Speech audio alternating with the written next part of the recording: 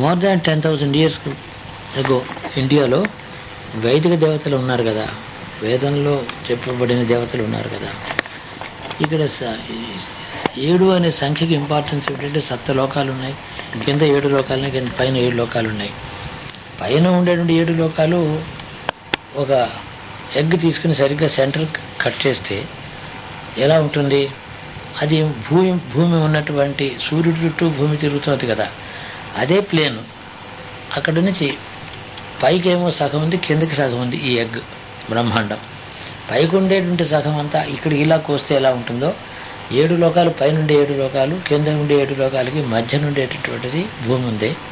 మధ్యకి ఇలా కోసి అక్కడ ఎగ్ సగంలో కోసి అక్కడ పెడితే ఎలా ఉంటుందో ఆ షేపులో లోకాలన్నీ ఉన్నాయి. పైన ఈ 7 లోకాలు అని ఊరికే మాటల్లో కూడా అంటూ ఉంటాం, ఈ 7 లోకాలు. ఈ కాన్సెప్ట్ ఇక్కడ ఈ లోకములు ఇలా ఉన్నాయని చెప్పి సప్తతి అగ్ని అని చెప్పి మనం సప్తవత ఏదన్నా అని చెప్పి 7 చెప్పి మనం అగ్నిని నిత్యం చేస్తాం. సప్తజీవ అని చెప్పి అగ్నికి పేరు, 7 ముఖములు ఉన్నాయి అతనికి. అందులో 49 స్వాహాకారాలతో అగ్నికి మనం చేయడం అగ్నిహోత్రంలో ఉంది. అదంతా అగ్నికి సంబంధించిన తంత్రం వేరే ఉంది. దానికి ఈ సప్తలోకాలకి ఊర్ధ్వలోకములే మనకి లెక్క. అధోలోకములు 7 ఉన్నాయి, అవి పాతాళములు అని పేరు దానికి. అందరికంటే కింద ఎగ్ని సగం కట్ చేస్తే కింద లోయర్ హాఫ్ ఉంది, అది దానికి చివరి భాగంలో భోగవతి అనే పట్టణంలో బలిచక్రవర్తి ఉన్నాడు. ఇవన్నీ కూడా భోగాలు ఉన్నాయి, విద్యలు ఉన్నాయి, తపస్సులు ఉన్నాయి, కానీ జ్ఞానం లేదు కింద లోకాల్లో. ఊర్ధ్వలోకములలో జ్ఞానాభివృద్ధి ఉంటుంది, భోగములు ఉంటాయి. జ్ఞానంతో భోగం ఉంటుంది, తర్వాత భోగం లేని జ్ఞానం ఉంటుంది. శుద్ధ జ్ఞానం బ్రహ్మ వస్తువు దాకా పైకి వెళ్తారు, ఊర్ధ్వానికి వెళ్తారు. మధ్యలో ఉండే చోట ఈ సెక్షన్ ఎక్కడైతే కట్ చేస్తామో అక్కడే నరకం అనేది దగ్గరలో ఉంది. కింద ఈ పాతాళాలనే నరకాలు కావు, చాలామంది అనుకుంటూ ఉంటారు. భోగలోకాలేవి, రాక్షస శక్తులు చాలా తీవ్రమైన తపస్సులు చేసి దేవతలను కూడా జయించి సుఖాలు పొందేటువంటి లోకాలవి. కాబట్టి ఆ భోగవతి పట్టణానికి చక్రవర్తిని చేసి శాశ్వతంగా అతను అక్కడ ఉండమన్నాడు. అంతేకాక నిన్ను భవిష్యత్తులో మళ్ళీ ఇంద్రుడిని చేస్తాను, ఈ ఇంద్ర పదవి, ఇంద్రుడు ఆయుర్దాయం అయిపోయిన తర్వాత ఇంద్రుడివి నీవే అని చెప్పి బలిచక్రవర్తికి విష్ణువు వాగ్దానం చేశాడు. రాబోయే ఇంద్రుడు అతడు అంతేనండి. ఏ ఇంద్ర భోగములన్నీ ఆశించి దేవతల మీద దండెత్తి స్వర్గాన్ని జయించాడో ఆ కోరిక నెరవేరాలి కదా. ఇంద్రుడిని జయించడం అనేటువంటి అర్థమే కారణం. ఎందుకు జయించాలి? ఇంద్రుడిని భోగాల కోసమే కదా. ఆ భోగాలు నీకు భవిష్యత్తులో ఇంద్రుడు అవుతావని చెప్పి ఈరోజు ఇప్పుడు కూడా భోగవతి పట్టణంలో అక్కడ ఉన్నాడని. కాబట్టి ఏంటంటే ఈ ఊర్ధ్వలోకములైన సప్తలోకములు కూడా ఇక్కడ చంద్రలోకం, పితృలోకం అంటే ఈ దేవతలు ఈ శరీరాలు వదిలిపెట్టిన తర్వాత ఈ జీవులు అక్కడ శరీరం లేకుండా ఈ భూమి మీదే ఉత్తర జన్మ కోసం ఎదురు చూస్తూ ఉంటారు. వాళ్ళు ఎక్కడ ఉంటారంటే చంద్రమండలం. చంద్రమండలం అంటే ఏమిటంటే పురాణంలో క్లియర్గా లేదు, అంతా వీక్గా ఉంది. నేను ఇంటర్ప్రిటేట్ చెప్తున్నాను. నేను ఈ చంద్రమండలం అంటే చంద్రుడు భూమి చుట్టూ తిరిగేటువంటి పరిధి, ఈ స్పేస్ భూమికి చంద్రుడికి ఉండేటువంటి స్పేస్ ఉంది, అది చంద్రమండలం. అదే ఈ ప్రేతలోకం. అక్కడే ఉంటాయి ఈ జీవులు.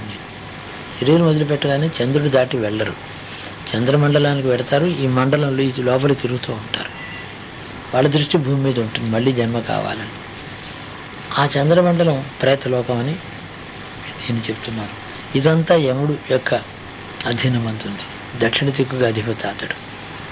ఎవరైతే సప్తలోకములను అంటే 7 49 లోకములను భావన చేసి అగ్నిలో స్వాహకారంతో ఆయా దేవతలను తలుచుకొని స్వాహకారం చేస్తారో, సప్తలోకములలోనూ ఉండేటువంటి ఒకే ఒక వస్తువుని ఎవరైతే ధ్యానం చేస్తారో వాళ్ళకి ఈ భూమిలోంచి శరీరం వదిలిపెట్టిన తర్వాత చంద్రమండలంలోకి మళ్ళీ అందరిలాగా వెళ్ళకుండా తిన్నగా సూర్యమండలంలోకి వెళ్ళిపోతారు. సూర్యమండలం అంటే మళ్ళీ భూమి మీద పునర్జన్మ లేని మండలం. అంటే ఏమిటిది? భూమి సూర్యుడి చుట్టూ తిరుగుతూ ఉండేటువంటి పరిధి అన్నమాట. ఈ జీవకోటి అంతా కూడా చంద్రుడు భూమి చుట్టూ తిరుగుతుంటే ఈ మధ్య స్పేస్ ఇది చాలా చిన్నది, చాలా చిన్న ఏరియా ఇది మొత్తంలో పోలిస్తే. సూర్యుడు చుట్టూ భూమి తిరిగేటువంటి మండలం ఉంది, అది సౌరమండలం. అందుకని ఉత్తరాయణంలో ఎవడైతే ప్రాణాన్ని శరీరాన్ని వదిలిపెట్టి పెడతాడో భీష్ముడు చేసిన పని దానికోసమని ఈ చంద్రమండలంలోకి వెళ్ళకుండా ఉత్తరాయణంలో ఆ ధ్యానం చేసుకుంటూ నారాయణుడు ఈశ్వరుని ధ్యానం చేసుకుంటూ పెడితే సౌరమండలం సూర్యమండలంలో పెడతాడు. అక్కడికి మళ్ళీ భూమికి చంద్రుడికి మధ్య నుండి మండలంలోకి పునః ప్రవేశం రాడు అక్కడ. ఈ విజ్ఞానం అంతా కూడా అగ్నిహోత్రంలో ఆ పరమేశ్వరుని ధ్యానం చేస్తూ స్వాహాకారం చేయడం ఇవంతా కూడా ఇక్కడి నుంచే ఇటు గ్రీసు అటు ఉత్తర ధ్రువానికి కింది దిగువను సెంట్రల్ ఏషియా ఇప్పుడు ఇరాన్ మొదలైనవి అక్కడ వ్యాపించింది. ఎలా వ్యాపించిందంటే దానికి ఒక కారణం రామాయణ కాలానికంటే చాలా ముందుగానే ఇక్ష్వాకు వంశంలో ఉండేటటువంటి ఒక రాజు తన వీళ్ళందరినీ ఈ చక్రవర్తులందరికీ రాజవంశములందరికీ కూడా ఆశీర్వచనం ఇచ్చి రక్షించేటువంటి వశిష్ఠ మహర్షికి శిష్యులు వీళ్ళందరూ కూడా వాళ్ళు ఏదో అపరాధం చేశారు, కొందరు క్రోధంతో అపరాధాలు చేశారు కొందరు రాజులు. అప్పుడు ఈ ఇక్ష్వాకు వంశంలో పూర్వుడు ఆయన్ని పిలిచి వశిష్ఠుడు ఈ క్షత్రియ వంశంలో ఉండే వాళ్ళందరూ కూడా చాలా అధర్మంలో ప్రవర్తించారు, వీళ్ళందరినీ కూడా శిఖ యజ్ఞోపవితం రెండూ తీసేసి భ్రష్టులుగా డిక్లేర్ చేసి ఈ దేశంలోంచి వెళ్ళగొట్టమన్నాడు. వీళ్ళందరూ ఈ హిందూ కుష్ పర్వతాలు అవి దాటి ఆఫ్ఘనిస్తాన్ దాటి అక్కడికి వెళ్ళారు. వాళ్ళే ఇంకా గ్రీస్ దాకా వ్యాపించారు, సెంట్రల్ ఏషియాకి వెళ్ళారు, యూరోప్కి వెళ్ళారు, ఇంకా పైకి. ఈ ఆర్య జాతి అంత దాకా వెళ్ళింది. చెప్పారండి, అక్కడ కూడా చెప్పాడు, హిమాలయస్ నుంచి వచ్చారు. వాళ్ళేమో అసలు ఎవరంటే ముందు ఒట్టోమాన్స్ వాళ్ళు వచ్చారు. బేసిక్ గాను they have all come from the southern parts of Himalayas. అంటే ఆర్యవర్స్ Turkey have come from the southern parts of Himalayas. ఇది నేను ఇంకా క్లియర్గా రాస్తున్నాను. ఏంటంటే నాకు బేసిస్ ఉంది, ఇంత క్లియర్గా మన పేపర్ కూడా ప్రజెంట్ చేశాను. అక్కడ సింపోజియంలో నేను మాట్లాడాను. మిటానీ ఎంపైర్ అని ఒకటి వచ్చింది. ఒక ఇక్కడి నుంచి వెళ్ళిన వాళ్ళు ఉన్నారే, వాళ్ళని మళ్ళీ ఇండియాకి రాకూడదని శాసనం చేశారు, వెళ్ళగొట్టేశారు. కొంతకాలం అయిపోయి 100 సంవత్సరాలు ఇప్పుడు ఇక్కడి నుంచి ఈ సంస్కారము, నాగరికత, వేద జ్ఞానం, యజ్ఞములు, క్రతువులు, అగ్నిహోత్రాలు అక్కడికి వెళ్ళి మళ్ళీ ఎస్టాబ్లిష్ చేసుకున్నారు. ఇక్కడైతే వెళ్ళగొట్టారు కానీ వాళ్ళ మతాన్ని వదులుకోలే. దాన్ని ఆధారం చేసుకుని మళ్ళీ తిరిగి ఇక్కడ వస్తూ ఉండేవారు. ఆ రావడం ఏంటంటే మహేంద్ర హరప్ప దానికంటే పూర్వంలో కూడా 3000 years బిఫోర్ క్రైస్ట్, కృష్ణావతారానికంటే పూర్వం కూడా వస్తూ పోతూ ఉండేవారు వీళ్ళు. ఇక్కడ వాళ్ళకి మాతృభూమి, మాతృ దేశం, ఇక్కడ సంస్కృతి, ఇక్కడ నాగరికత అంతా వాళ్ళ తాతలది, వదిలిపెట్టలేక వస్తున్నారు. వచ్చినప్పుడు వీళ్ళు రెసిస్ట్ చేస్తే వాళ్ళేమో రెసిస్ట్ చేశారు, బలవంతాన్ని వచ్చారు, సంఘర్షణ జరిగినాయి. దీన్నే ఆర్యన్ ఇన్వేషన్ ఆఫ్ ఇండియా అని చెప్పి దీనికి అక్కడక్కడ దొరికిన ఇన్సిడెంట్స్ కొన్ని ఏదో ఫ్రాగ్మెంట్స్ తీసుకుని ఆర్యన్ ఇన్వేషన్ థియరీ ఒకటి ఇన్వెస్ట్ చేశారు వాళ్ళు వెస్టర్నర్స్. ఆర్యన్ ఇన్వేషన్ కాదు, Aryans return to India actually. అందులో ఏంటంటే forbidden entry, therefore resisted entry, therefore there was a సంఘర్షణ. ఆ విధంగా జరిగినటువంటి సంఘర్షణే ఈ మన ఆర్యధర్మం. ఇప్పుడు ఈ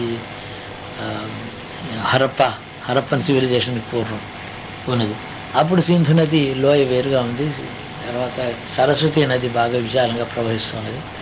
ఒక రోజు నది డిజపేర్ అయిపోయింది, సరస్వతి నది భూగర్భంలో ప్రవహించింది, అది క్లీవేజ్ వచ్చి.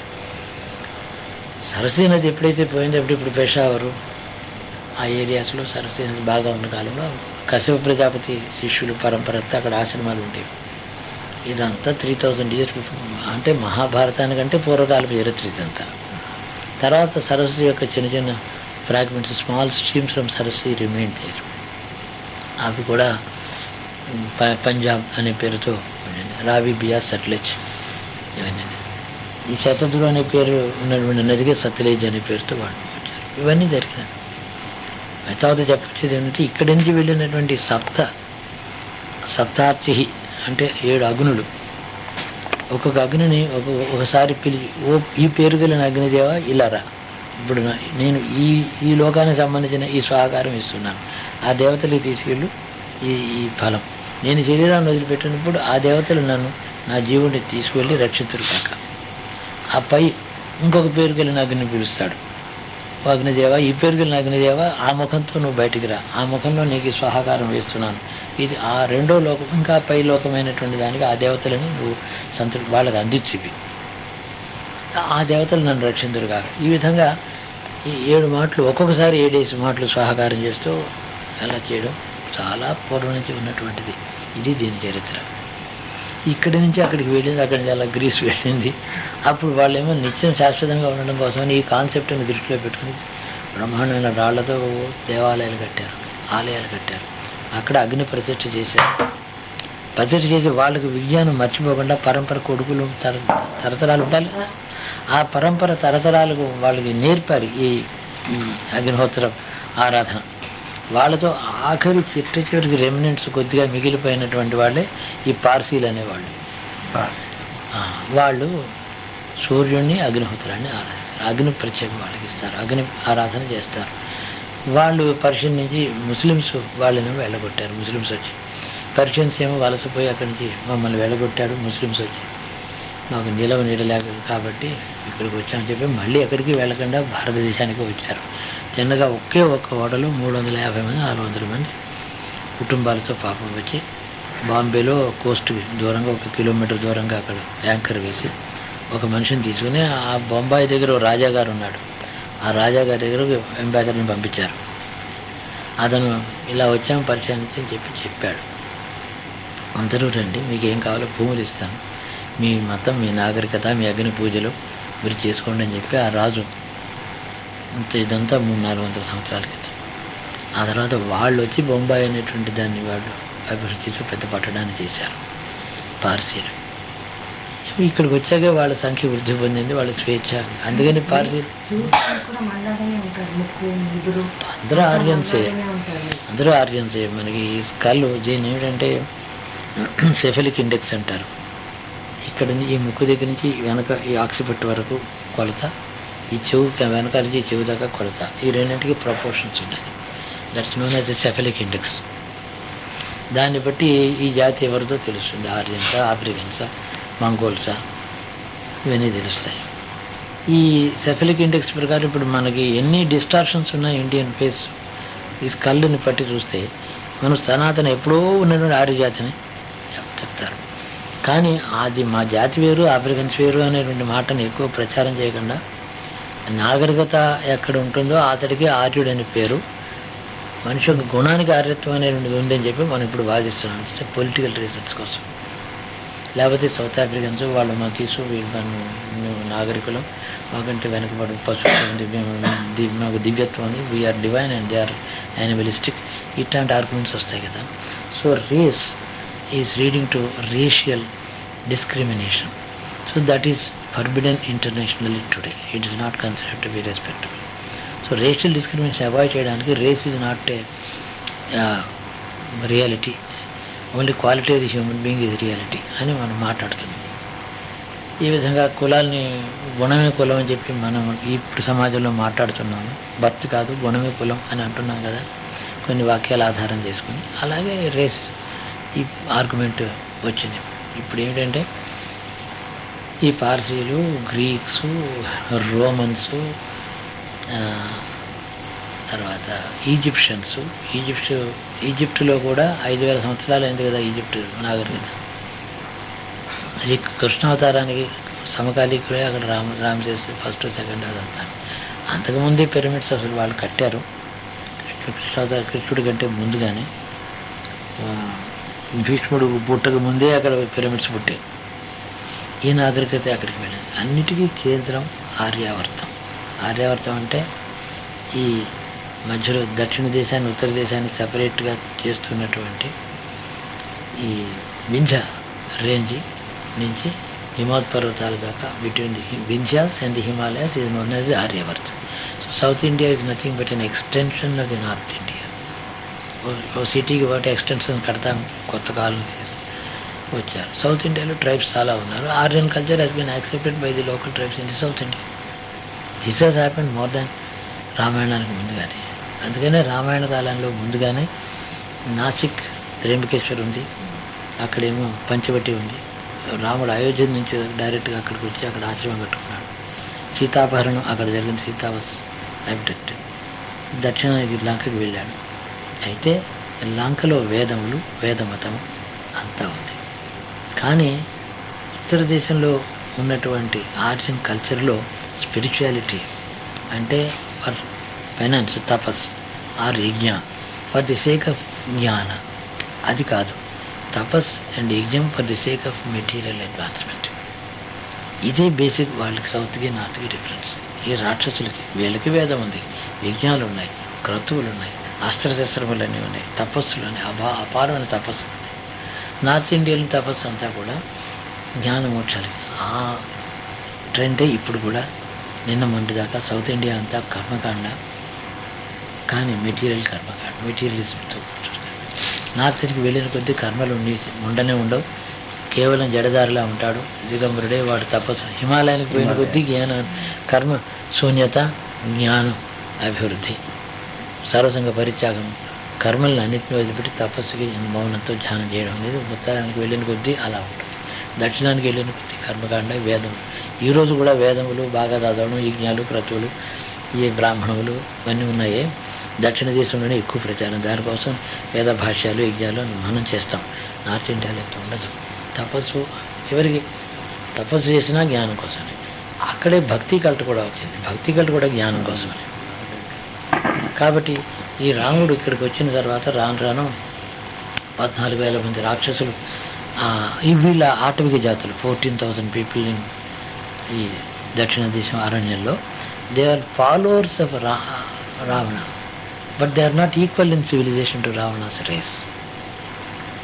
ఈ ట్రైబల్స్ అంటూ వాళ్ళు రావణుడికి ఫెయిత్ఫుల్గా ఉండేవాళ్ళు.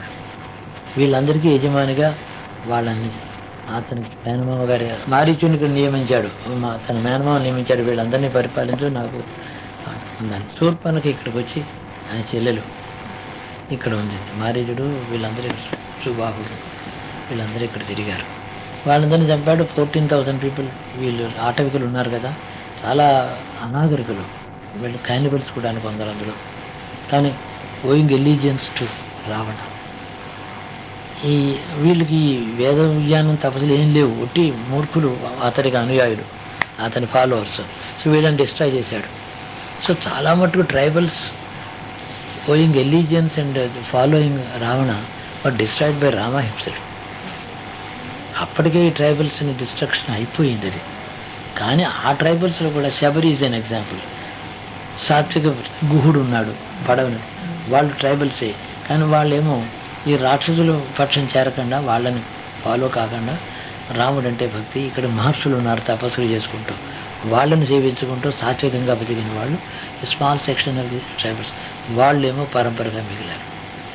శబరి అంటే శబర, ఇక్కడ శబర భాష సవర్లు అంటాం మనం. ఈ సవర్లు వాళ్ళు ఆ శబరి లక్షణం కలిగినటువంటి ట్రైబల్స్ సౌత్ ఇండియా అంతా. ఇది మన స్థూలంగా మన చరిత్ర. ఇప్పుడు ఏమిటంటే coming back to the point ఏంటంటే, ఈ ఆర్యావర్త నుంచి ఇటు వెళ్ళగొట్టబడ్డ వాళ్ళు వ్యాపించారంతా. వాళ్ళు వెనక్కి రావడమే కానీ ఇండియాని ఇన్వైట్ చేయడం కాదు. హూనులు, శకాస్ అండ్ హూన్స్ అని మనం అంటామే, ఆర్యులే వాళ్ళు. ఇక్కడి నుంచి వెళ్ళి మళ్ళీ వెనక్కి వచ్చి ఆక్రమించుకుని అది చేశారు. ఆ మళ్ళీ సెకండ్ టైం వచ్చినప్పుడు 300-400 years before Christ, just before Alexander and little after Alexander, Ujjaini దాకా ఆక్రమించుకున్నారు హూన్స్, శకాస్. సో శకాయిరా అని చెప్పి 100 years కౌంట్ చేస్తారు. ఉజ్జయిని పట్టణం హూన్స్, శకులు ఆక్రమించుకున్నారు. కాబట్టి ఈ ఆంధ్ర చక్రవర్తులు, మగధను పరిపాలించిన వాళ్ళు, వీళ్ళు బయట నుంచి వచ్చిన వీళ్ళు పూర్వులు, మన పూర్వులే వీళ్ళు, మన జాతి యొక్క పూర్వ తరాలు. వాళ్ళు వెళ్ళిపోయారు, thousands of years అయిపోయింది. వాళ్ళ భాష అంతా నాగరికత మారింది. But they are trying to come back and occupy this land. So Ujjaini, they freed Ujjain from these people. 100 years లోపలే వాళ్ళని వెళ్ళగొట్టేసి, ఈ సిముఖ శాతకర్ణి వీళ్ళు వాళ్ళని వెళ్ళగొట్టి they freed Ujjain from the hands of, వీళ్ళని వెళ్ళగొట్టేశారు. ఇదంతా so Purana, this history, this world history. అంటే ఈ సప్తలోకాలు, సప్త అగ్నులు, సప్తహోత్ర అని చెప్తాం. 7 మాటలు హోమం చేయడం ఇవన్నీ ఉన్నాయి. అప్పుడు ఇది మీకు ఇంకా కట్టడం మొదలుపెట్టలేదు. 7 మీద ఆధారపడి ఉంటుంది. అంటే సెవెన్ రేస్, 7 కలర్స్, 7 చక్రాలు, ఉన్నాయి, సప్త చక్రాలు ఉన్నాయి. ఈ లోకాలు కూడా లోపలి చక్రాలని సప్త లోకాలే. సరే అయింది ఇది. ఆయనకు ఒక ఇంట్యూషన్ లాంటిది వచ్చి మీకు చెప్పడం, బహుశా ఇది కట్టడం జరిగి ఉండొచ్చు. సేమ్ ఎలాగో అంటే అదే డిజైన్ అదే ఇదిలో ఎలాగో ఈజ్ ఇట్ పాసిబుల్ అని అంటే ఏంటంటే ఆశ్చర్యంగా ఉంది. ఒక విధమైన యోగులు వీళ్ళందరూ కూడా. గ్రీక్ గాడ్స్ అనే మాటకు అర్థం ఏంటంటే ఈ ఆర్యధర్మాన్ని అక్కడికి తీసుకెళ్ళిన తపస్సులు, ధ్యాన యోగాల్లో కూర్చున్న వాళ్ళని అర్థం. ఈ విజ్ఞానంతోనే వాళ్ళు తపస్సులు చేసుకున్నారు. దాన్ని ప్రచారించే గాడ్ రా అని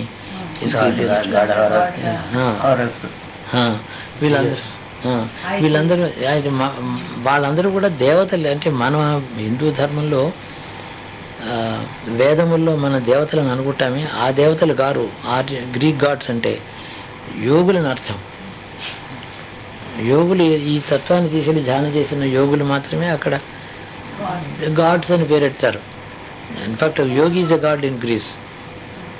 అంటే ఇప్పుడు వీనస్ ఇవన్నీ కూడా గ్రీక్ గాడెసెస్. వీళ్ళని కూడా వాళ్ళ కొన్ని actually superhuman, extraterrestrial gods కొద్దిమంది ఉన్నారు.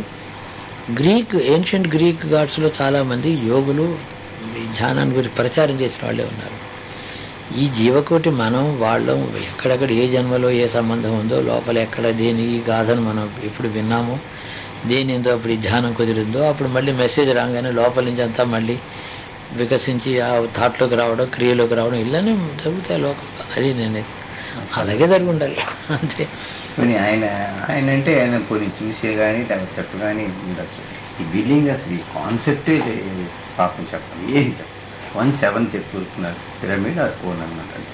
అన్నీ అట్లా సేమ్ వేలో ఆ ఎలివేటెడ్గా అదే డైరెక్షన్ ఈస్ట్ ఎట్లా వస్తుంది అనేది.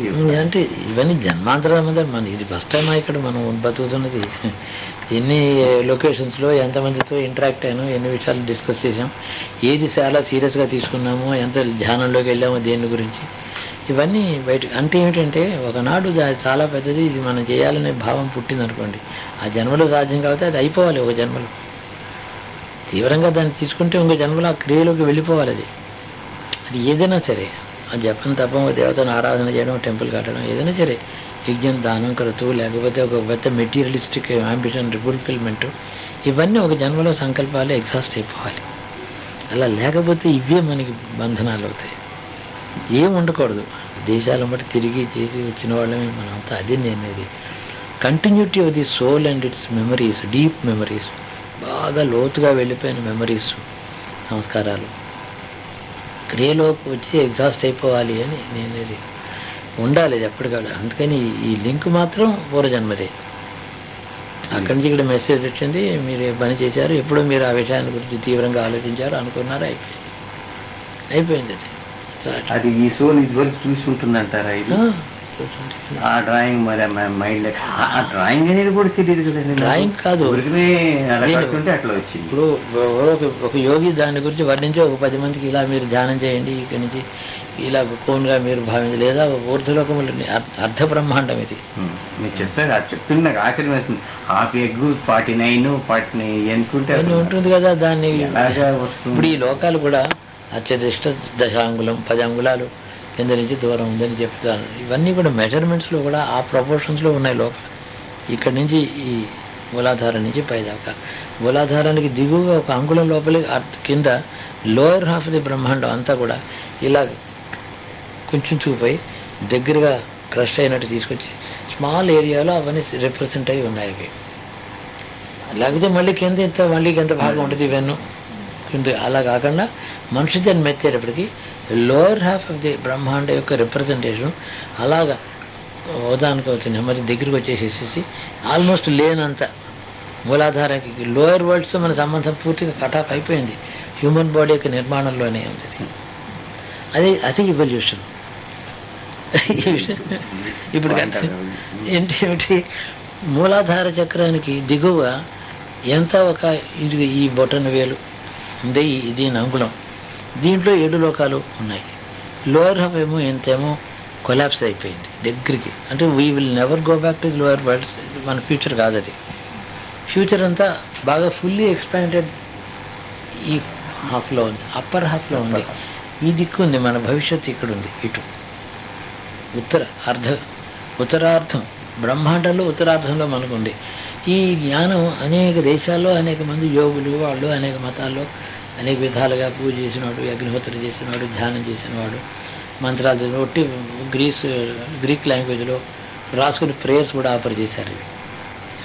ఎస్క్లీపియాస్ అనేటటువంటి అతను యోగి, అతను గాడ్ అంటాను. రా కూడా అలాంటి వాడే, but not Venus, not Jupiter, not Samson again is also suppose to be god. Samson and Delilah Greek నుంచి రోమ్కి వచ్చారు వీళ్ళు. Greece invaded Rome, then later Rome destroyed Greece. తర్వాత ఇప్పుడు గ్రీస్ లేదు, ఆ పాత కథ అంతా మర్చిపోయాం. 2000 years నుంచి కథ జ్ఞాపకం ఉంది. మిగతా రిప్రజెంటేషన్ అంతా కూడా చాలా వేగ్గా ఉంది స్టోరీ. ముందే ఓల్డ్ మెథాలజీ నేను మీకు అవన్నీ ఇంకా వేరే చెప్పాను. I will go to greater detail also which are more exciting. I will tell you ఏం చేశారు పూర్వం, అవి కూడా చెప్పవచ్చు, పెద్ద కష్టం ఏం కాదు. ఈ సంస్కారాలు అండి అంటే చాలా డీప్గా సంస్కారాలు వచ్చాయనుకోండి, అది లింగరింగ్గా ఉంటుంది. అది మర్చిపోయే వ్యవహారం కాదు. ఏదో మంచి మేడ కట్టుకున్నాం, భోజనం చేసాం, కోరికలు తీర్చుకున్నాం, అవి ఆ జన్మతో ఇరేజ్ అయిపోతాయి. పెన్సిల్తో రాస్తే రబ్బర్తో చెరిపేయచ్చు, ఇంకుతో రాస్తే ఇంక్ రబ్బర్ వేరే ఉంది, ఇండియన్ ఇంకుతో రాస్తే చెరగదు. ఇంకా డీప్ అవుతాయి ఇవి. కాబట్టి క్రియారూపంలో బయటకు రావాల్సిందే ఇవి, లేకపోతే అదొక ప్రతిబంధకం, అది అయిపోవడం. సో ఈ ఫినామినన్ ఈజ్ క్లియర్. అదే బంధకం ఇది తీసేకొచ్చి నీ డెట్ తీరిపోయింది అన్నాడు ఆయన. అంటే అర్థం ఏంటి మరి, ఒక విధంగా ఇది కట్టావు కాబట్టి నీ డెట్ తీరిపోయింది అన్నాడు. అంటే అది బంధకం. అదే ఆ మాటలు అనిపించింది కూడా ఈశ్వరశక్తి. చాలా మాటలు తీసి అనాలని ఏం లేదు, మాటలు నిజమే అయిపోయింది కదా. ఒక పెద్ద సంస్కారం ఒకటి బయటకు వచ్చి వెళ్ళిపోయింది. ఇక బంధించే సంస్కారం, లేకపోతే దానికి ఒక పెద్ద ఇంకా ఒక రాచరికం, దానికోసం పెద్ద ఖర్చు, ఏదేదో ఏం చేస్తాడో మనుషుడు ఏ పని చేసినా. అందుకనే అసలు సర్వారంభ పరిత్యాగి అంటే మాట ఏమిటంటే, భగవద్గీతలో సర్వారంభ పరిత్యాగి జ్ఞాని అన్నాడు. ఏది మొదలు పెట్టాడు, తీవ్రమైన సంకల్పం ఇలా చేస్తాను అలా చేస్తాను ఏమో అనుకుంటే అది కర్మకి హేతు అవుతుంది, జన్మకు ఇంకో జన్మకి హేతు అవుతుంది. సరే ఏదో వీళ్ళకి ఆనందాన్ని పెడతాను, అక్కడ సత్తలు కట్టిస్తాను, ఇవి చిన్నవి. అవి కూడా తీవ్రమైన వేదనతో అనుకోకూడదు. వీలైతే చేస్తాను, ఈ పని చేస్తాను, if possible I will do this, అంతవరకే. కానీ at any cost, under any conditions, even if in leave let it be next birth I will sum out, ఇలా అనుకోకూడదు. తీవ్రమైన ఉంది, అది బంధనం. అంతే ఏం లేదు. We are bound to this earth with either golden chains or iron chains, both are chains only. సత్కార్యము గోల్డెన్ చైనే, దుష్కార్యము చైనే, కానీ ఐరన్ చైన్. ఇంతే, కానీ ఉండకూడదు. ఛేదనం అయిపోవాలి, ఎక్కడికక్కడ ఒక్కొక్క లింక్ తీసిపోతుంది. ఇప్పుడు ఈ మూలాధారంలో ఇంటర్నల్గా ఒక బ్రహ్మాండం ఉంది. సృష్టి అంతా కూడా మనుష్య శరీరానికి క్షుద్ర బ్రహ్మాండం అని పేరు. క్షుద్రం అంటే స్మాల్, మినియేచర్ అని అర్థం. ఇక్కడి నుంచే నాగరికత, ఈ మతాలు, ఇవన్నీ ఉపాసనలు, సృష్టి రహస్యాలు, దానికి కావాల్సిన అగ్నిహోత్రాలు, ఉపాసన, అంతర్యాగం, బహిర్యాగం, ఇవన్నీ ఇక్కడి నుంచి వెళ్ళాయి. డిస్టార్షన్స్, అందులో డికే, అవన్నీ వచ్చాయి.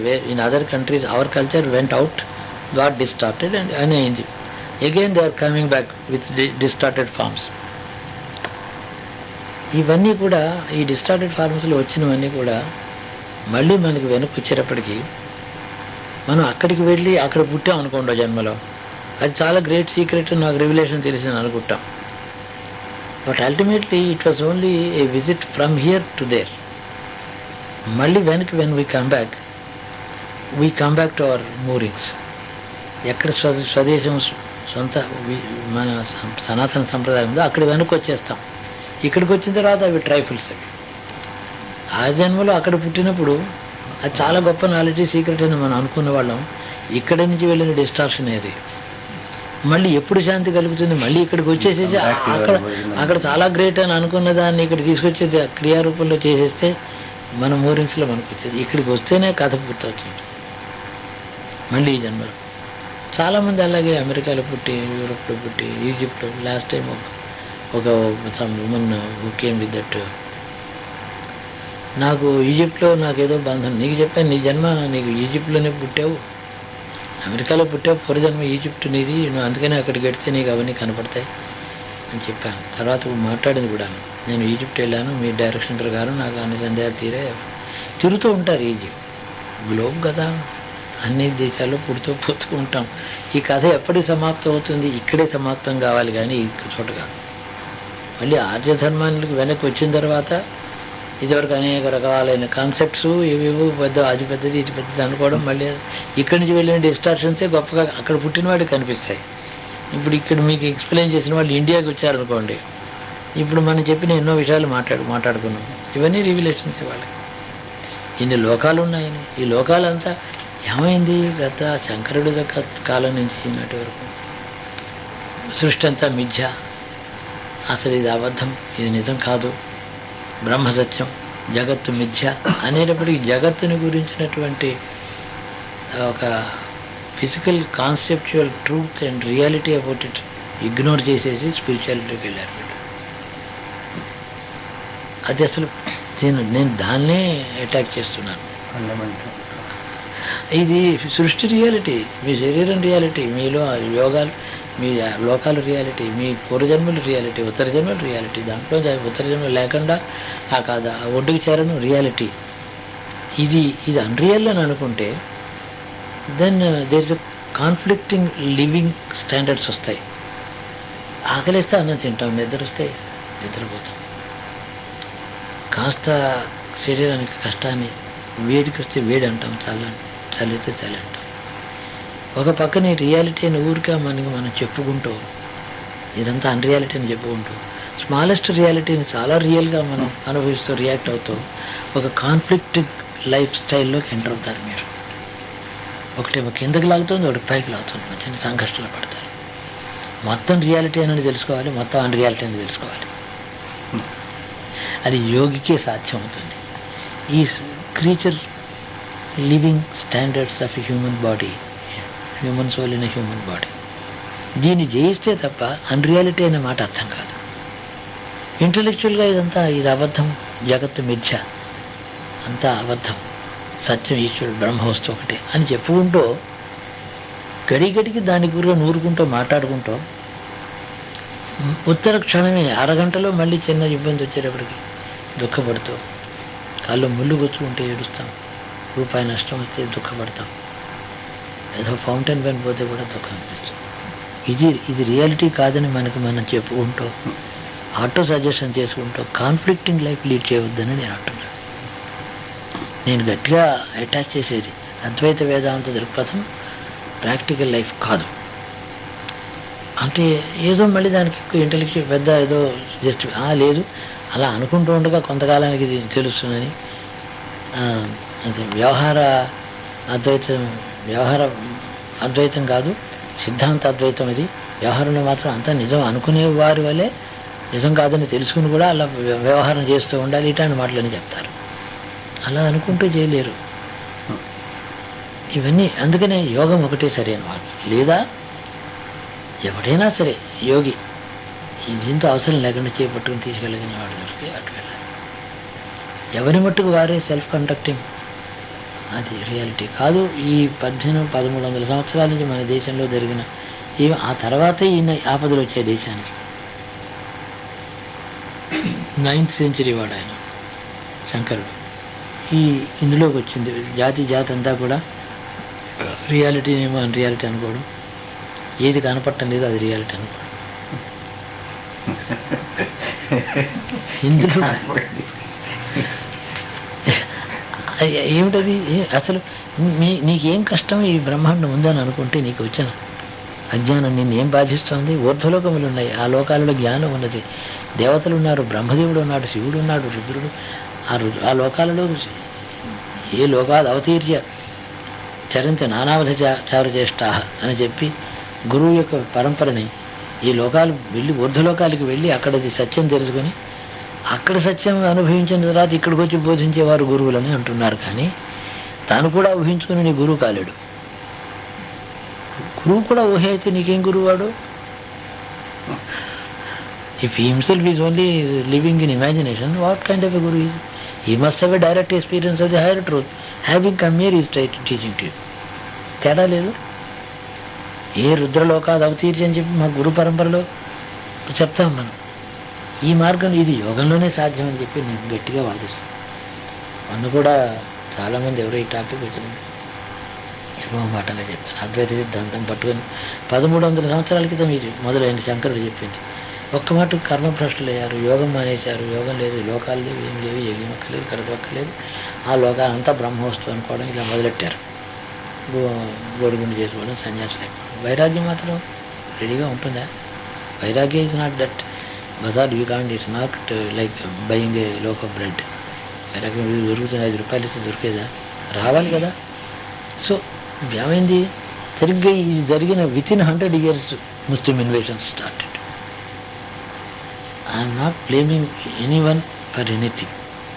హిస్టారిక్ ఫ్యాక్ట్స్ మీకు ప్రజెంట్ చేస్తున్నాను. Within a century of this strange new world into which we have projected ourselves, thrown ourselves into it. ఈరేజింగ్ రబ్బర్తో తెడిపేసేయడం అంతా, ఈ కర్మ అక్కర్లేదు, ఏమక్కర్లేదు, అంతా మిథ్య, జగత్తు మిథ్య, ఇలా అనేటప్పటికీ ముస్లిం ఇన్వేషన్ స్టార్ట్. ఆనాటి నుంచి ఈ రోజు వరకు కూడా we are suffering from the Muslim invasion, destruction. భక్తి కల్ట్ అంటే టెంపుల్స్ పెట్టుకున్నాం, వాటిని డిస్ట్రాయ్ చేశారు. యోగం మర్చిపోయినారు. లోకం అంటే సత్యం అని ఉంటే, లోకం సత్యం అని తెలిస్తే కదా యోగం. అంతర్యాగం కదా, లోకంలో లోపలు ఉన్నాయని తెలిసి కానీ విశ్వాసంతో వెతికి పెడితే కదా యోగం. యోగానికి అసలు బేసిసే లేదు, అంతా మిథ్య అంటే. The basis for yoga is removed and there is the whole world is treated as mithya. ఈ చరిత్ర మీరు చూసేటట్టయితే మన లైఫ్ అంతా కూడా ఒక కన్ఫ్యూజన్లో పడిపోయింది 100 సంవత్సరాల నుంచి. ఇప్పుడు now we have to revive the yogic path, the భక్తి కల్ట్, అండ్ ఆల్సో క్షాత్రం, క్షత్రిక్ స్పిరిట్. అంతకుముందు బుద్ధుడు పుట్టాడు, ఈ శంకరుడికి ఏమో ముందు సరిగ్గా అవి 8 అవి 1300 సంవత్సరాలు. ఆ 1250 సంవత్సరాలు, ఇవి 1250 సంవత్సరాల్లో. ఇక్కడేమో మతం డిస్ట్రాయ్ అయింది, అంతకుముందేమో క్షాత్రం డిస్ట్రాయ్ అయింది. బౌద్ధం వల్ల వచ్చిన నష్టం ఏంటంటే, గ్రేటెస్ట్ లాస్ బై బౌద్ధం వల్ల క్షాత్ర జాతిలో క్షత్రియుడు లేకుండా పోయినాడు. టిబెట్ చూసుకోండి, అన్నీ పోయినాయి, క్షాత్రం పోయింది. క్షాత్రం లేనిదే ఇల్లు ఎలా రక్షించుంటారు? ఏదైనా అంత కర్రైనా దగ్గర పెట్టుకుంటారు, పాము వస్తే కొట్టడానికి. అది పెట్టుకోవడమే పాపం, ఆత్మరక్షణ కూడా పాపం అనుకున్నారు పాపం టిబెట్స్. బుద్ధుడికి వచ్చాడు అనుకోండి. ఇంక వాళ్ళకి మోక్షం ఎప్పుడు, జ్ఞానం ఎప్పుడు, అసలు సాధనకి ఎప్పుడు సాధనకి అవకాశం ఎప్పుడు? ఇదంతా సూసైడ్లోనే ఉంది. ఇదేదో ఈ కలి యొక్క విడంపన, ఈ అజ్ఞానం ఈ విధంగా ఆర్యాతిలో ఆవహించింది. పిశాచం పట్టినట్టు, పిచ్చి పట్టినట్టు, మత్తు పదార్థం తీసుకున్నట్టు ఇలా క్షణమైపోయింది. బౌద్ధం వల్ల క్షాత్రం నశించింది. క్షాత్రం లేనేమో హిందూ ధర్మంలో అద్వైతం వల్ల ఆకాశ లేదు. ఇప్పుడు ఏమీ లేకుండా భ్రష్టత్వం వచ్చింది. భక్తి కల్ట్ అంటే దానికి అవధులు లేవు. భక్తి ఏమిటి లిమిట్? ఏ జ్ఞానంతో భక్తి ఉండాలి, ఏ జ్ఞానం ఉండకూడదు. భక్తికి ఏదంటే అంతా భక్తి కాదు అనడానికి వీలేదు. ఒక్కొక్క జ్ఞానంతో ఉండే భక్తి, ఒక కాన్సెప్ట్తో ఉండే భక్తి, ఒక క్లారిటీ ఆఫ్ థింకింగ్తో ఉండే భక్తి కదా కావాలి. What is the clarity of thinking? సృష్టి ఉందనా లేదనా? నాకు కృష్ణ భక్తి రామభక్తి ఉంది. కృష్ణుడు రాముడు ఎవరు? అంతా మిథ్య అయితే బౌద్ధానికి చెందలేదు, ఈ మిథ్యావాదానికి చెందలేదు. ఈ సూత్ర భాష్యాలు, ఈ గ్రంథములన్నీ కూడా ఇంత వాల్యూమ్స్ పుట్టేది అని అంతా నా చిన్నప్పుడే ఇదంతా పరిశీలించాను. ఇప్పుడు కాదు.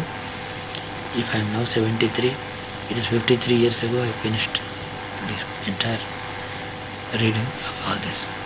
వీళ్ళు ఈ పొరపాటు చేశారు. ఇప్పుడు ఏమిటి?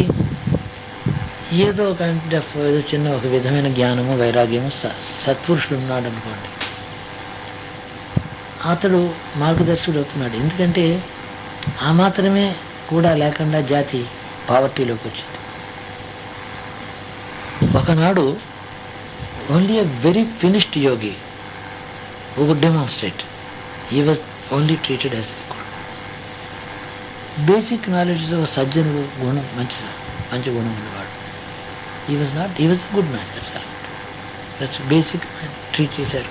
ఇప్పుడు అలా కాదు. మన దేశం పావర్టీలో పడిపోయింది. ఏం పావర్టీ? అన్న వస్త్రాలు ఉండడం ఉండకపోవడం కాదు, ధనం లేకపోవడం కదా, రియల్ పావర్టీ క్వాలిటీ కదా, రియల్ పావర్టీ. ఇటువంటి నాలెడ్జ్ ఇలాగ come down to the ground. ఇటు 2600 years అయిందండి. దీంతోనే మనకు చాలా నష్టం వచ్చింది. ఆయన 25.5 centuries చాలా నష్టపోయినాం. ఆ యోగాన్ని రీఎస్టాబ్లిష్ చేస్తే తప్ప, లేకపోతే ఏమవుతుంది, ఇంతకీ నేను చెప్పదలుచుకునేది ఏంటంటే, ఆ దేశంలో పుడుతున్నారు, అక్కడ ఏదో ఉందనుకోండి, ఈ దేశంలో పుడుతున్నారు, ఇక్కడ వెనక్కి వచ్చి ఏం లేదని తెలుసుకున్నారు. ఇది ఏంటంటే we are making futile trips in births. అది తెలిసేటప్పటికీ now we are coming, we think that it's great knowledge elsewhere. అమెరికాలోకి వెళ్ళి అక్కడ సెటిల్ అయిపోవడం చాలా గ్రేటెస్ట్ రాజయోగం అనుకోండి. తప్పకుండా ఈ భావాలుంటే ఉత్తర జన్మకు అక్కడ పుడతాడు. సృష్టిలో ప్రతి చిన్న వస్తువు అసత్యం, అంటే సముద్రం నిత్యం సత్యం, కెరటాలు కావు. ఒక సత్య వస్తువులో అసత్య వస్తువు ఉంటుంది. అసత్య వస్తువుని నీకు వింటున్నావు కదా, you are able to follow all the philosophy. కాసేపు ఆడుకోవచ్చు, పిల్లలు లేకపోతే తోచడం ఏదో అన్నాడు కదా. అసత్య వస్తువు అంటే the wave is untruth, sea is true. Why is it untrue? Because it's not staying. ఒక 1 minute కూడా ఉండదు, వెళ్ళిపోతుంది. కాబట్టి ఈ అసత్య వస్తువు సత్యం అనుకున్న వాడికేమో మోసపోతాడు, తన శరీరమే నిత్యం అనుకుంటాడు. ఆ తర్వాత మళ్ళీ ఇందులో గిరిగిరి పడిపోతూ ఉంటాడు.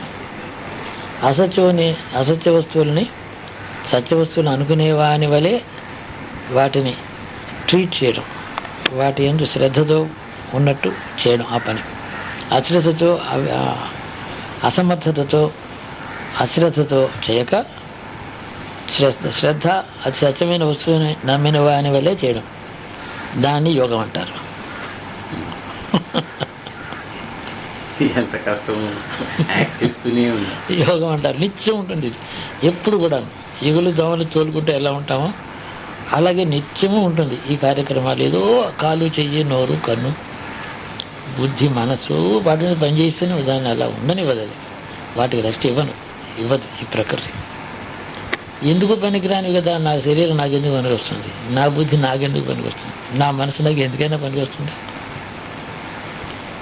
కాబట్టి ఆ పనికిరానటువంటి వస్తువులన్నీ కూడా శ్రద్ధతో కూడుకున్నవై అనిత్యమైన వస్తువులు యందు శ్రద్ధ కలిగిన వాని వల్లే ప్రవర్తిస్తూ వాటికి ఇచ్చేసేస్తే, అలా వెళ్ళిపోతే మిగిలేదు నేను, పరమసత్యమైన బ్రహ్మ వస్తువు, నిర్గుణమైన శుద్ధ చైతన్యమైన పరమాత్మ వస్తువు అనేది, అది నేను వేరే ఉంటాను కలిసిపోయి. ఈ ప్రకృతికి ఈ శరీరం దానికి ఇచ్చేసి తెరుకు. దీనికి ఆపోజిట్గా చేస్తారు. దీని ఎందుకు చాలా శ్రద్ధ ఉంచడం, ఏకాగ్రత అంతా దీని ఎందుకు ఉండడం, ఇదంతాను. అంటే కొందరు ఇప్పుడు మోడర్న్ లాంగ్వేజ్లో చెప్తే ఆమె వర్కహాలిక్ అనడం. నేను వెరీ స్క్రూప్లెస్, నేను చేస్తాను, ప్రతి పని చాలా చేస్తాను, nothing is unimportant to me. అలా ఇలాంటూ ఉంటారు. ఏంటంటే ఇది నథింగ్ ఈజ్ అన్ఇంపార్టెంట్, అలాగే నేను మనవి చేస్తాం, కానీ అది అన్ఇంపార్టెంట్ అని తెలిసి చేస్తాం. అన్ఇంపార్టెంట్, అదే ఇంపార్టెంట్ అని అనుకోము మనం. We know the whole life is meaningless. All the activity of life, పుట్టింది మొదలు పోయే వరకు కూడా ఏ పని అందులో స్థిరం, నిత్యం, సత్యం, యథార్థము, ఉపయోగము అయినటువంటి ఏమీ లేవు. రోజు కొన్ని థౌజండ్స్ ఆఫ్ వేవ్స్ వస్తున్నాయి. ఎందుకైనా పనికొస్తున్నాయి అవి. ఆ సముద్రం మీద అన్ని వేవ్స్ ఉన్నాయి. ఒకటి నిలబడి అలా అక్కడి నుంచి బయలుదేరుతుంది, కిలోమీటర్ దూరం నుంచి బయలుదేరి ఎలా వచ్చేసి ఆయన ఒడ్డుకు తగిలి మళ్ళీ పోతున్నాయి. ఎందుకు అది ఆ పని? అది గాలి, నీరు, గాలికి నీటి సర్ఫేస్ మీద ఉన్న ప్రభావం, భూమి ఎప్పుడు తిరుగుతూ ఉంటుంది. దానికి అర్థమే ఉండదు. అలాగా do everything as though you think it is important, while being totally aware that is not important at all. ఇది then you are called a యోగి.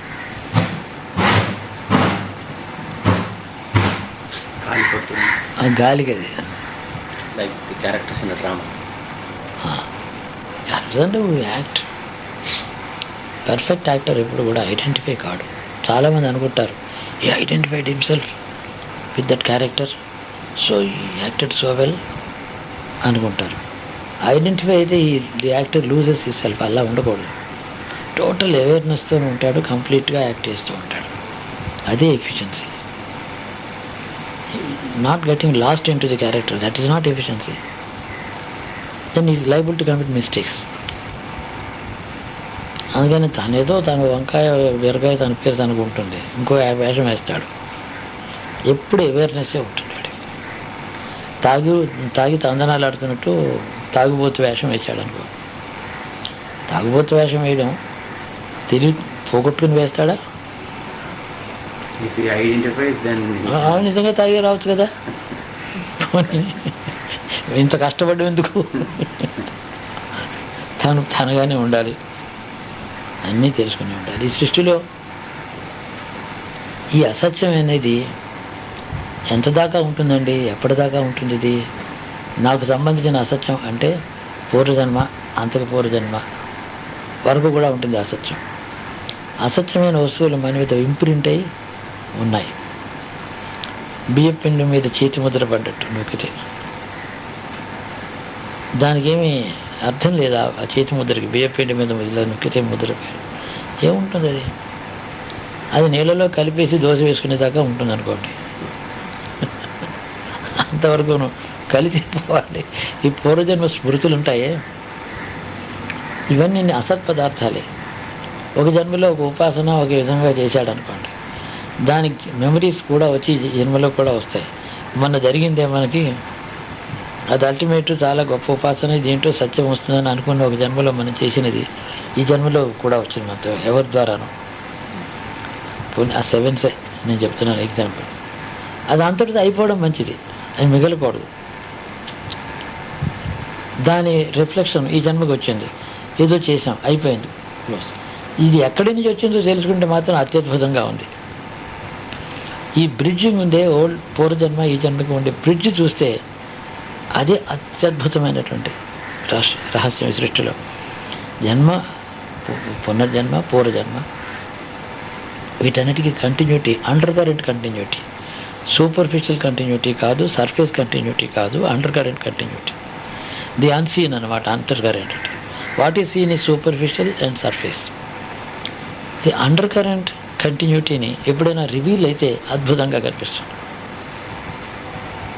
ఇలాగే అన్నిని అప్పటికి ఆ అసత్యం ఈ అసత్యం ఈ రెండు కలిసి 2 సంస్కారాలు నలిఫై అయిపోయిన ఒక దాంట్లో ఒక చాప్టర్ క్లోజ్ అయిపోయింది.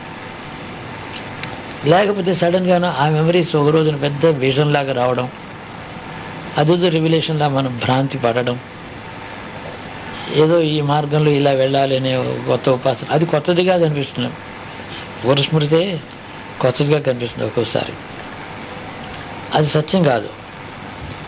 దాని ఏదో క్రియారూపంలో దాన్ని బయటికి మనం ఎక్స్ప్రెషన్ అయిపోయి దాంతో కడిగేసుకున్నాం అనుకోండి, సంస్కారాలనే అలా అయిపోతాయి.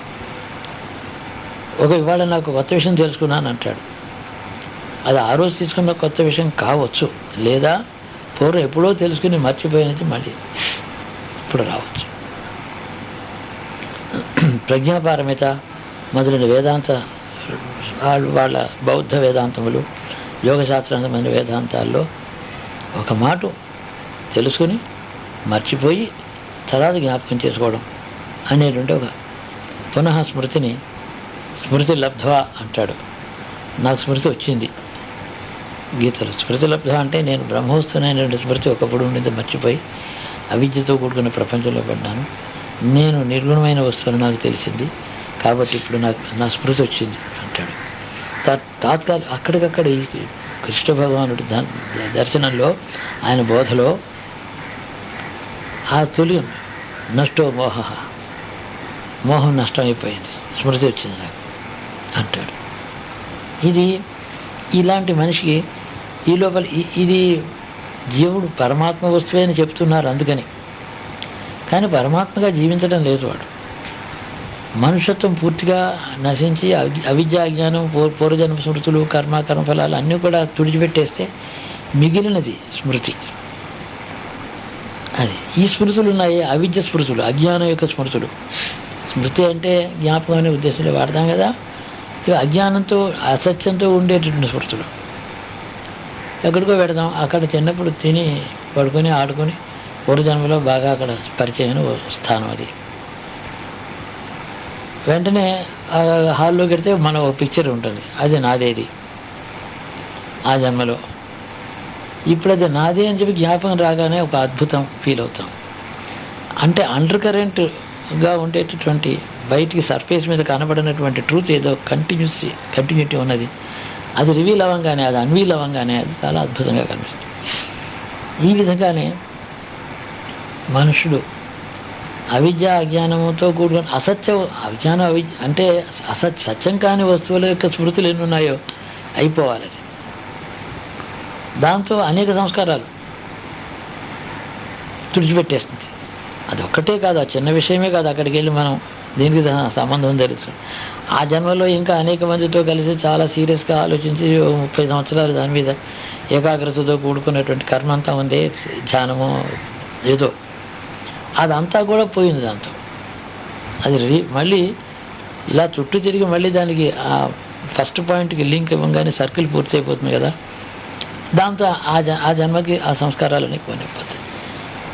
ఈ విధంగా స్మృతులు ఎప్పటికప్పుడు ఇరేజ్ అయిపోయి వెళ్ళిపోతూనే ఉండాలి. అది సృష్టిలో ఏ అసత్ పదార్థం యొక్క స్మృతి లేకుండా చేయడమే ఈ ప్రయాణం, ఈ ఇంజనీరింగ్, ఈ కాలు చేతులు ఆడడం నడవడం చేయడం దీని యొక్క ఉద్దేశం.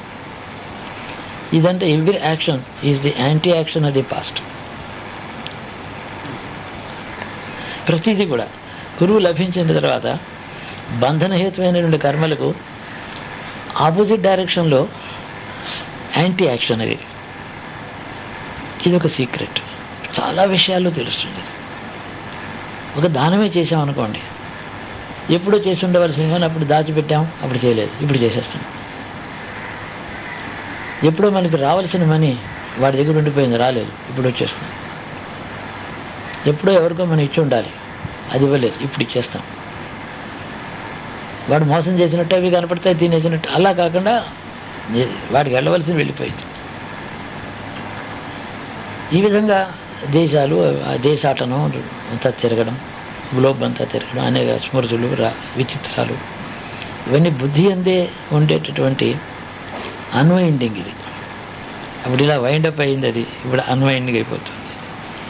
స్ప్రింగ్ లూజ్గా రెస్ట్ తీసుకుంటుంది, ఇంకా హ్యాండ్స్ ఏం తిరగవు, మళ్ళీ వైండింగ్ చేయం మనం. అదనమాట మైల్ స్టోన్. గురువు is a mile stone. And no more winding take place. From that day 1, only unwinding is past karma takes place. Every karma is the antidote of the past karma. విరుగుడు. So ఈ కర్మల్లో ఎక్కడ ఏం తిరిగినా, ఏమేమి ఏ జన్మలో ఎక్కడ కర్మలు ఎక్కడెక్కడ నల్లిపోయి అయిపోయి అన్వైండ్ అయిపోతాయో, తిరగడం మంచిదే, చూడడం మంచిదే, ఇంకా యాక్టివిటీ మంచిదే. ఇప్పుడు ఈ ధ్యానయోగానికి యాక్టివిటీ పనికి వస్తుందని గురువు ఉద్దేశం కాదు.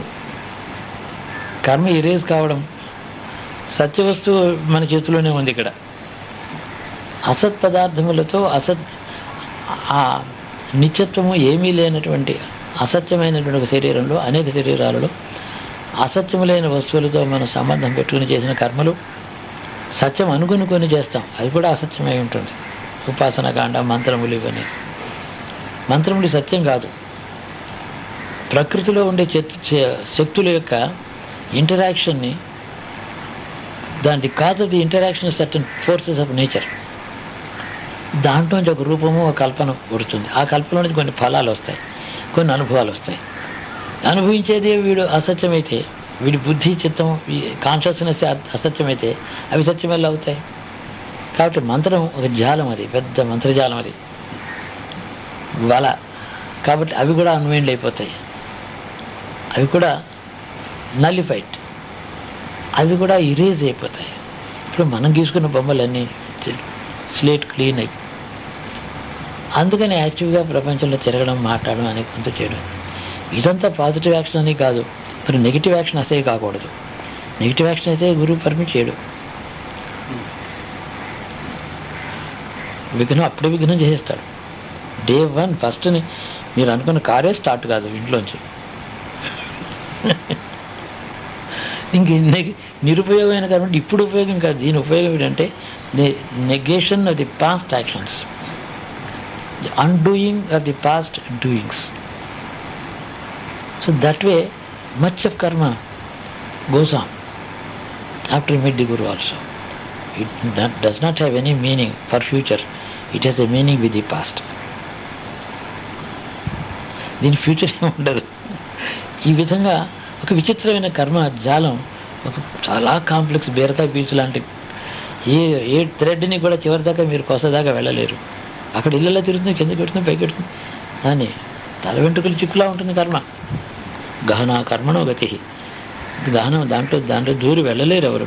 కర్మ ఈ విధంగా ఉందని చెప్పడానికి. అంతటా అసత్యమైనటువంటి వస్తువుని నిరూపించడానికి కళ్ళు వస్తాయి, అనుభవాలు వస్తాయి, ఆనందం కలుగుతుంది, దుఃఖం వస్తుంది, భ్రాంతి కలుగుతుంది, ఆశ కలుగుతుంది, నిరాశ కలుగుతుంది. ఇదంతా ఇతరుల వల్లనే కనబడుతున్న ఈ కర్మజాలం పూర్వజన్మ కర్మ అనుభవిస్తున్నాడా అంటే చాలా కొద్దిగా కర్మఫలాలు అనుభవిస్తూ ఉండొచ్చు. గురువు వచ్చిన తర్వాత మాత్రం every action of the past is met with an anti. ఈ విధంగా కర్మ చివరికి మిగలదు. ఫర్ ఆల్ పర్పసెస్ అది ఇది ఒకలాగే కనపడుతుంది. ఇప్పుడు కర్మ చేసి భవిష్యత్తుకి పునాది వేసుకుంటున్నాడా అనుభవానికి? వాళ్ళు చేసే పని వీళ్ళు చేసే పని ఏం అర్థం లేని పనులే కదా మనం చేసేవన్నీ ఒకలాగే. వండుకుంటాం, తింటాం, రైలు కడతాం, వస్తాము, తింటాం, కొనుక్కుంటాం, బట్టలు కట్టుకుంటున్నాం, ఇల్లు కట్టుకుంటాం, అందులో కడతాం, ఇందులో కడతాం. ఏంటి అందరూ చేసే పని ఇదే. ఇందులో పెద్ద meaningful unprecedented something very totally different ఏముంది? ఏమీ లేదు. కానీ డైరెక్షన్ ఈ ఆరో మార్క్ ఇటు ఉంటుంది, ఆరో మార్క్ ఇటు ఉంటుంది. ఒక్కొక్కరికి ఒకడేమో ఫ్యూచర్ నిర్మాణం చేసుకుంటూ ఉంటాడు, ఇంకొకడేమో పాస్ట్ కర్మ ఫలాన్ని అనుభవిస్తూ ఉంటాడు. ఆ రెండూ కాక పాస్ట్ కర్మని అన్డూయింగ్ చేసుకుంటూ ఉంటాడు ఒకడు. మీరు బాగా జాగ్రత్త సూక్ష్మ దృష్టి చూస్తే మీకే అర్థమవుతుంది. నవ్ ఐ అండర్స్టాండ్ దిస్ అని మీరే అంటారు ఒక రోజు. అన్డూయింగ్ ఇది. అది పూర్వం వేసుకున్న ముళ్ళన్నీ ముడి విప్పేసేసి అది హోమంలో వేసేయడం. భారత కుమార్ గారు చాలా ముళ్ళు వేసుకున్నావు అంటే ఉంటాయి. ఒక్కొక్క కాన్సెప్ట్స్ కూడా అంతే. కొన్ని కాన్సెప్ట్స్లో పడతారు అనవసరంగా. ఆ కాన్సెప్ట్స్ కూడా కర్మహేతువులు, కర్మఫలాలు. కొన్ని కర్మఫలాలు, కర్మహేతువులు. ఒక కాన్సెప్ట్లోంచి కర్మ పుడుతుంది, కర్మలోంచి కాన్సెప్ట్ పుడుతుంది. ఎందుకు వచ్చిన భావజాలం? జాలం అంటే జాల్ వాళ్ళ. ఈ భావజాలం ఎందుకు? కర్మజాలం, భావజాలం, తర్వాత దాని కర్మ యొక్క ఫలం అనుభవజాలం. 3 వలలు కూడా అన్నీ ఎంతో పెద్ద వల ఉంటుంది. గురువు ఏం చేసి చూసి ఇలా అనగానే అన్ని దారాలు అయిపోతాయి. వల అంతా ఇటు దారముక్కలు అయిపోతుంది. తెంపకుండా అన్నీ ముళ్ళే అవి. వలంతా 10 దారాలతో అల్లిన వల, 10 దారాలు వేలాడుతూ ఉంటాయి. గురువు ముట్టుకుంటే వల ఉండదు. Intertwining of the karma, good bad and expectations for the sake of some అనుభవం, as a result of some అనుభవం, as a result of the future, as a foundation for the future, as a result of the past, a foundation for the future. అంత కర్మ. దీన్నే కర్మ అంటారు. ఇందులో ఏమీ అర్థమైనటువంటి ఏమీ లేవు. మన అంబిషన్స్ కర్మలు. చక్రవర్తుడు హరిశ్చంద్రుడు పుట్టాడు, వెళ్ళిపోయాడు. సగర చక్రవర్తి పరిపాలించాడు, వెళ్ళిపోయాడు. ఈ భూమి మీదే ఈ భరతవర్షంలో వశిష్ఠ, విశ్వామిత్ర, జమదగ్ని, కశ్యప ప్రజాపతులను తపస్సు చేశారు. వాళ్ళు తపోలోకానికి వెళ్ళారు. ఏముంది ఇక్కడ మిగిలింది? అటు మహర్షులు, ఇటు షట్చక్రవర్తులు పురాణం పేజీల్లో మిగిలారు. ఇక్కడే ఉంది ఆనవాలు లేదు కదా. ఇక కర్మకి ఫలం ఏమిటి చెప్పండి. తను మిథ్యే కదా. మిథ్యాత్వం అంటే ఇదనమాట. ఉన్నట్టు కనపడడం, నిజం కాకపోవడం. ఏమీ లేదు. ఇది సత్యమే కాదు. ఇది అసద్వస్తువు అని తెలిసేదాకా సత్యం వరే కనపడుతుంది. కానీ మనకి యోగికి అది అసత్యమని తెలిసి కూడా సత్యమనుకునే వాని వలనే ప్రవర్తించడం పేరు యోగము అని నేను నిర్వచనం. Is my definition. ఈ డెఫినేషన్ ఇట్ హోల్డ్స్ గుడ్. రాముడి కాలం నుంచి ఇంకా భవిష్యత్తులో యుగాల్లో కూడా దిస్ డెఫినేషన్ హోల్డ్స్ గుడ్. అది యోగం అంటే. ఎగ్జాంపుల్ శ్రీకృష్ణుడు. ఆయన కర్మ, ఆయన జన్మ అంతా కూడా పుట్టిందేమో జైల్లోనూ, చచ్చిందేమో అడవిలోను. ఆద్యంతాలు ఏం బాగున్నాయి. ఇంతమంది భార్యలు, పరివారం ఎవరు లేరే.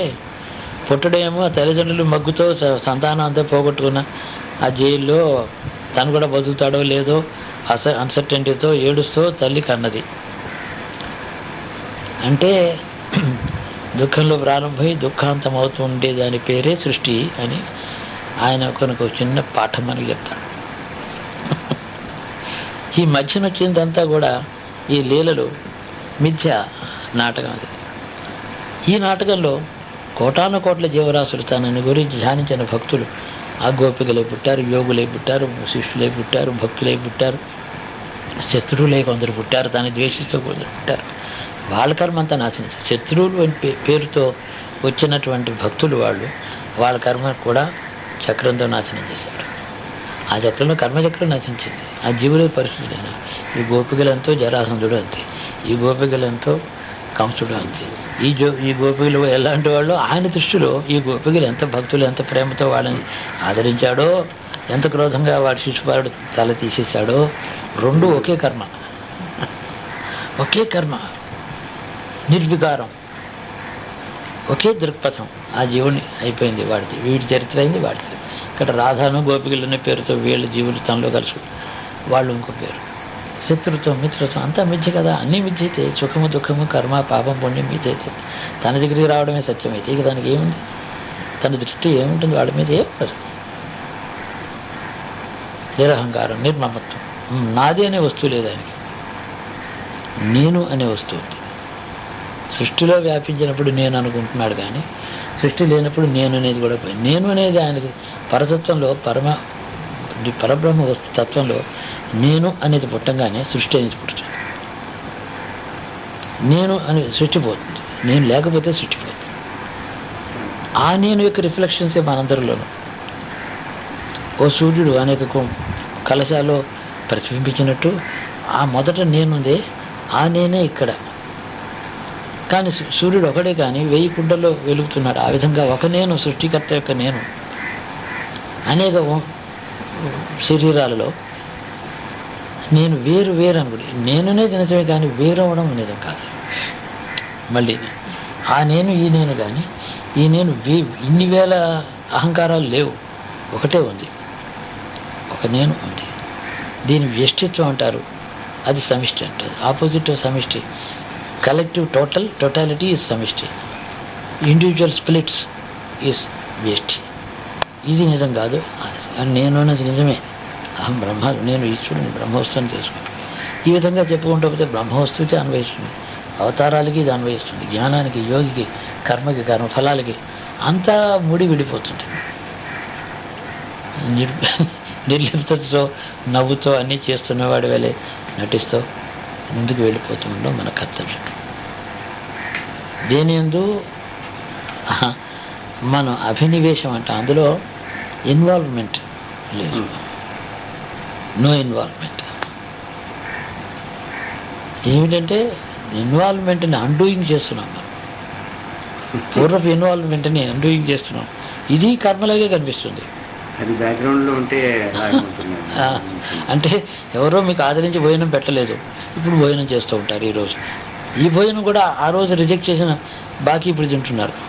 ప్రతిదీ కూడా గురుతత్వంలోకి అడుగుపెట్టిన తర్వాత ఆ మందిరంలో అడుగుపెట్టిన తర్వాత కర్మ నాశన హేతువే కానీ పూర్వ యొక్క కర్మకి అన్వయనికే కానీ కొత్తగా కర్మ చేయడానికి దొరక మాట అన్నని దాని యొక్క మరొక ఎక్స్ప్లెనేషన్ ఇప్పుడు ఇస్తాను. గురువు వచ్చిన తర్వాత జీవితంలో గురువు అంటూ వస్తూ వచ్చిన తర్వాత మళ్ళీ కర్మ ఉండదని చెప్పాను. ఏమీ చేయలేదు. మీరు ఇంకొకరిని చంపించినా సరే అది మీకు కర్మ కాదు. మీరు ఒకరిని కత్తితో శిరచ్ఛేదం చేసి చంపినా సరే అందులో పుణ్యం కానీ పాపం కానీ ఏముండదు. వాడికి మీ చేతిలో ఎప్పుడో పోలిసిన వాడు ఇప్పుడు పోయినాడు కాబట్టి ఆ బాకీ నెరవేరిపోయింది. అలాగే జరుగుతుంది గురువు అంటే. గురువు అనేది చాలా వింత వస్తువు. అది ఎలాగ ఇన్ఫ్లుయెన్స్ చేస్తుంది? అతను మనిషి, అది బ్రహ్మవస్తువా, ఈశ్వరుడా, చైతన్యమా, అజ్ఞానమా, జ్ఞానమా, అది ఏమిటని చెప్పడానికి వీల్లేదు. యథార్థమైన గురుతత్వం అత్యద్భుతమైన ఒక విచిత్రమైన వస్తువు. దాంట్లో మనం ఉంటాం. ఏ పని చేసినా ఒక సముద్రంలో కింద డైవర్ ఈదుకుంటూ వెళ్ళినట్టు అందులోనే ఉంటారు. కానీ అది కాక మీరు వేరుగా ఉండలేరు. ఆ తర్వాత ఏం చేయటం లేదు, నేనేం చేయలేదు, ధ్యానం కూడా చేయటం లేదు, మాట్లాడ మీరే నేనే ధ్యానం చేయగలిగితే గురువు ఎందుకు ఇంకా అవసరం లేదు కదా. ఏం అవసరం అంటే ఇవన్నీ చేయలేకపోయాము. అందులో ఉంటారు అంటే ఏం చేసేది ఏమిటి? ఇంకేమి సంపాదించుకుంటే కదా. ఏదో పుణ్యం, ఏదో ధ్యానయోగం, ఏదో దానం, ఈశ్వరారాధన, దేవుడి మీద 4 పూలు పెట్టడం, ప్రదర్శన చేయడం, వాటి ఫలంగానే గురువు వస్తాడు. గురువు లభించింది. గురువు లభించడంతో మన ప్రయాణం పూర్తి అని. దీన్ని ఇదివరకు చెప్పిన దానికి మళ్ళీ క్లారిఫికేషన్ ఇంకొంచెం వివరంగా వచ్చిందనమాట. Undoing, at moment everything undoing starts. ఈ అన్డూయింగ్లో అహంకారం, మమకారం ఓ రోజు వస్తాయి, పోతాయి, అజ్ఞానం వస్తుంది, దుఃఖం వస్తుంది, ఆశ వస్తుంది, క్రోధం, ఇవన్నీ ఏమిటి? ఇవి కూడా అన్డూయింగేనా? నెగిటివ్ థింగ్స్ కూడా అన్డూయింగే. ఎందుకంటే ఇవి పూర్వజన్మలో వాటిని జయించలేక అణిచిపెట్టుకున్నారు కాలి కింద. మత్తు పదార్థాలు సేవించి నిద్రపోయినట్టు అవి అన్డూయింగ్. అవి వాటిని అణిచిపెట్టుకున్నారు. సప్రెస్డ్ అవి ఎక్స్ప్రెషన్ అయిపోతాయి. సప్రెషన్ నుంచి ఎక్స్ప్రెషన్కి వచ్చి పోతాయి బయటికి. దానికి కర్మ ఉండదు. చంపినా కర్మ కాదని నేను చెప్తున్నాను. బాగా అల్టిమేట్ ఇంకేం కావాలి? ఈ స్థితి తెలిసినప్పుడు చతుర్థ భువనాలంతా వ్యాపించిన ఒకే ఒక్క చైతన్యంలో మనం విలీనమై ఉంటాం. అక్కడ కృష్ణావతారం అంతా కూడా పుట్టుక శుభమా, పోవడం శుభమా, ఎక్కడున్నది? మరి ఆ అవతారం అంటాడు మహావిష్ణువు అంటారు. విష్ణువు కూడా భూలోకానికి వచ్చినప్పుడు అనేక మంది అనేక శత్రువుల రూపంలో, బంధువుల రూపంలో, మిత్రుల రూపంలో, భక్తుల రూపంలో, అజ్ఞానం రూపంలో, దూషించే వాళ్ళ రూపంలో ఎన్ని కోట్ల జీవరాశులకి తనతో సంబంధం ఉన్నదో అలా ఒక దృష్టితో కూడా ఒక పక్షిని ఇలా దృష్టి చూస్తే అది దాని ఒక క్షణం వేస్టేజ్ లేదు. ఆ స్థితి ఆ తత్వంలో ఉంది. తత్వమే గురువు, సత్యమే గురువు. సృష్టి అంతా వ్యాపించిన తత్వం ఉన్నదే, ఆ తత్వమే గురువు. అది చిన్న రూపంతో మన దగ్గరికి రావడం, మన కోరిక ఫలం రావడం కోసం. ఈ విధంగా ఏదైతే మీరు కోరుకున్నారో, కావాలనుకున్నారో దానికి గురువు రావడం, అది కూడా అన్వైండింగే అయిపోయింది. ఆ కర్మ ఆ కర్మకి పర్యవసానం అయిపోయింది. మిగిలేది ఏమి ఉండకూడదు. శేషం 0 కావాలి. ఈ విధంగా మీరు ఇంకొక దృష్టితో చూసేటట్టయితే అన్డూయింగే జరుగుతున్నది అంతా. అందుకని చాలామందికి కాసేపు సందేహం వస్తుంది, కొంచెం కోపం వస్తుంది, నేను వినిపించుకోవటం లేదు గురువు అంటాడు. ఏదో అనేక రకాలుగా ఉంటాయి. మొత్తం అనుబంధం, సంబంధం అన్డూయింగే. ఎలాంటి సంబంధమైనా అన్డూయింగే. వాళ్ళలో ఉంటాయి వికారాలు, ఏవో వస్తాయి. దానివల్ల వాళ్ళకి పాపం రాదు. ఈ గురువుని దూషించడం చేత పాపం రాదు, అది అన్డూయింగే. లేకపోతే మరొక వ్యక్తి మీద, మరొక మనుషుడి పైన, మనకు ధనం మీద ఆశ కానీ, కోరిక కానీ, క్రోధం కానీ వస్తే అది కర్మకేతు అవుతుంది. ఇక్కడ ఇదే ఇటు డైరెక్ట్ అయితే కర్మ నశిస్తుంది. అంతవరకు ఇది వ్యాప్తి చెందుతుంది. ఈ విషయాన్ని బాగా గుర్తుపెట్టుకుంటే నిర్లిప్తత వస్తుంది మీకు. చక్కని వెన్నెల్లో, మంచి సరోవరంలో, కమలాల మధ్యని హంస స్మూత్గా పెడుతూ ఉంటుంది చల్లగా. ఎంత రిలాక్స్గా ఉంటుంది ఆ హంస. పైన వెన్నెల, చుట్టూ కమలాలు, ప్రవాహం లేవు, కెరటాలు లేవు, చక్కని సరోవరం, శబ్దం లేదు, నిశ్శబ్దం. మానస సరోవరం మీద హంస ఉన్నట్టు అది మొక్క భావిస్తేనే సుఖం కలుగుతుంది. ఆ మనిషి చేసే జీవనం అంతా కూడా అన్వైండింగ్.